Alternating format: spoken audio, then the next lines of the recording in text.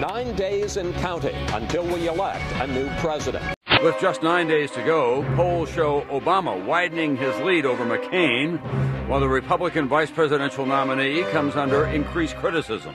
Polls are also showing that Governor Palin has really become a drag on the ticket. They really do seem to have soured on Sarah Palin. Growing reports about dissension with regard to Sarah Palin, that supposedly she has turned on some of the McCain advisors. They conversely are saying that she's a diva and that she has gone, I love these expressions, she's gone rogue. She is a diva. She takes no advice from anyone. She is playing for her own future. Remember, divas trust only unto themselves. Wow, that's a pretty strong comment coming from a McCain advisor. Quite frankly, Sarah's energized our base better than anybody we could have picked. Her resume on paper, if she were a Democratic young governor, she would be the best thing since sliced bread. Sarah Palin has spent some time this week saying, hold on here, this campaign has mistreated me. I think Governor Palin has been ill-served by some of the staff, and that she's now particularly ill-served that they're shooting at her on background, saying things that I don't believe are true. She wasn't, had her own political persona, which they have in some ways destroyed.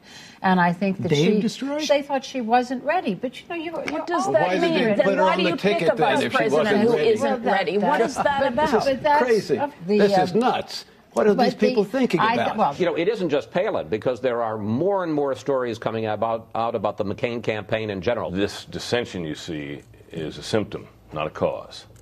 This is what happens in campaigns that are trailing toward the end. That's what happens sometimes at the end of a campaign when things are not going too well. You have the eggheads pointing at the ditto heads. Everybody blaming everybody. It's a sad sight to see. It looks sort of ugly out there. You never like to see this.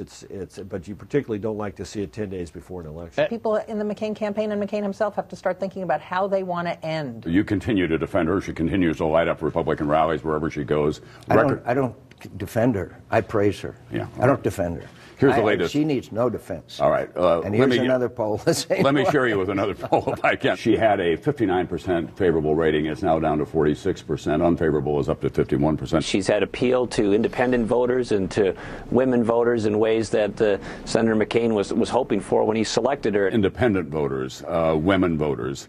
Her favorable rating now among them is just 40%. It was 64% right after the convention. Many people think that she's just simply not qualified to be president. Because? Not qualified because? She's had a lot of exposure in the last 3 months or so, and they have come to the conclusion, based on everything that we're seeing, that she's not qualified to be president. Well, first of all, I thought she did fine in the debate. So did most people in the debate with Senator Biden. She has more executive experience than Senator Biden and Senator Obama. She has executive experience. It sounds like I'm quote, defending her, but the fact is she is a dynamic person with executive experience, leadership, reform. She's exactly what Washington needs. When you look at some of the things that have come up about Sarah Palin, I think it's not just a problem of the staff's not knowing her, but it does go back to the whole vetting idea. There were a lot of things that have come up that have really stymied this campaign and controlled the headlines, that it does bring you back to the whole idea of vetting. Yeah, because we're both mavericks.